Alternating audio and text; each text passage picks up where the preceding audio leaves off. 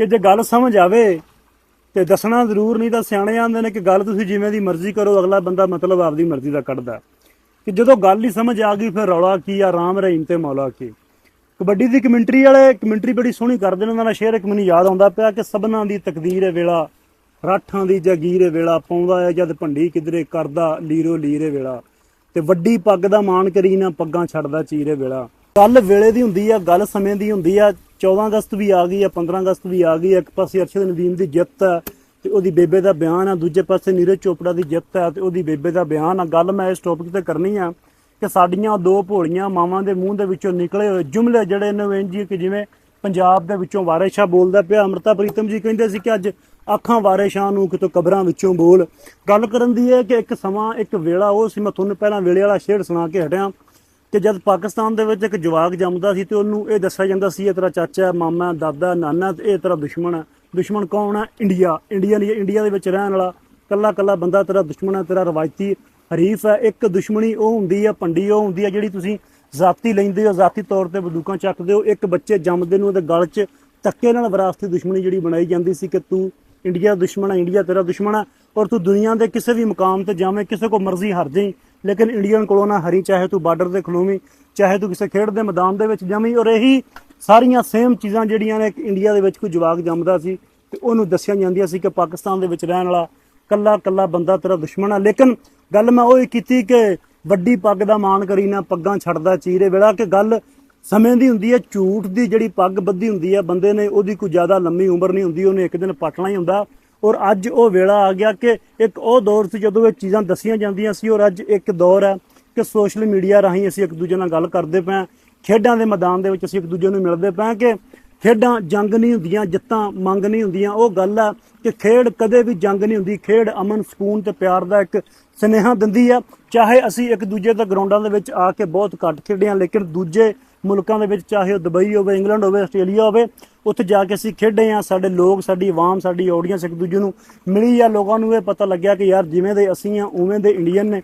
जो साडा खाण पीण है उन्हां दा खाण पीण है, जो उन्हां दा रीत रिवाज है वो साडा रीत रिवाज है। खास कर अगर आपां लहिंदे चढ़दे पंजाब की गल करिए, हरियाणे हिमाचल की गल करिए, तो सानूं इह पता लगदा कि साडे कार विहार, साडा सभ्याचार जिथे एक आ, उत्थे सब तो वड्डी चीज़ यह है कि साडी बोली एक है जिहड़ी सानूं आपस दे विच जोड़दी है। उत्थे इह गल समझ आउंदी है कि पाकिस्तान ते इंडिया जिहड़ा वो एक ही थान तो लथया होया कपड़ा।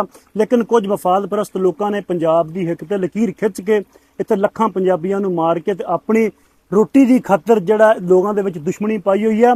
गल मैं ये सांझी करदा पिया सी कि साडियां उन्हां दो मावां दे मूँह च निकले जुमले, एक कहिंदी है कि अरशद नदीम मेरा पुत्तर है, सिर तो लड़ सीधा करदिआं होइआं भोले जे मूँह दे नाल बयान दिंदी है। और जिथे जिथे जुविलियन की गल हुंदी है, प्लेयरां की गल हुंदी है, उत्थे उत्थे उस्मान दा बयान चलदा पिया। दूजे पासे साडी मां मियां चन्नू च बह के हत्थ च तस्बीह फड़ के एक प्यार दा सुनेहा दिंदी है जो को वर्ल्ड वाइड चलदा। उत्थों चीज़ां समझ आउंदियां ने, साबित हुंदियां ने कि साडी आवाम एक दूसरे के खिलाफ नहीं है। साडे लोग एक दूसरे नूं मिलना चाहुंदे ने। साडियां ओह मावां जिन्हां दे पुत्तरां नूं असीं बंदूकां दे के बार्डरां ते खड़े करदे हां और नजायज़ उन्हां दी जानां लैंदे हां, गोलियां मरवाउंदे हां, उन्हां दी मावां दे पिछे बैठियां दुश्मन दे बच्चिआं नूं भी दुआ दिंदियां ने। लेकिन साडे मफाद परस्त लोकां ने एड्डी वड्डी एक घाट खड़ी करती है कि असीं एक दूजे नूं अपना विरासती दुश्मन मनण लग पे हैं। ये चीज़ां हुण वाजिया सामने हुंदियां जांदियां। और पाकिस्तान नूं चाहीदा कि जिवें कनेडा अमरीका के बार्डर खुले हुए ने, लोग जांदे ही आउंदे ने, इस तरह आवाम थोड़ी मिलना चाहुंदी है, आवाम तारां चुकाउणा चाहुंदी है। ये गल्लां इत्थों साबित हुंदियां ने। साडियां इन्हां दो मावां दे बयान इस तो वक्त जिहड़े बजुर्ग साडे उधरों उठ के इधर आए या इधरों उठ के उधर गए सी, वो भी एंड तक एक अख अपना वतन वेखण नूं सिखदे रह गए सी। और अज दी यूथ दे विच भी प्यार है और साडियां हुकूमतां नूं चाहीदा कि तारां चक्कन ट्रेड शुरू होवे, क्योंकि पाकिस्तान ते इंडिया दोवां मुल्कां दी तरक्की एक दूजे दे विचों हो के लंघदी है।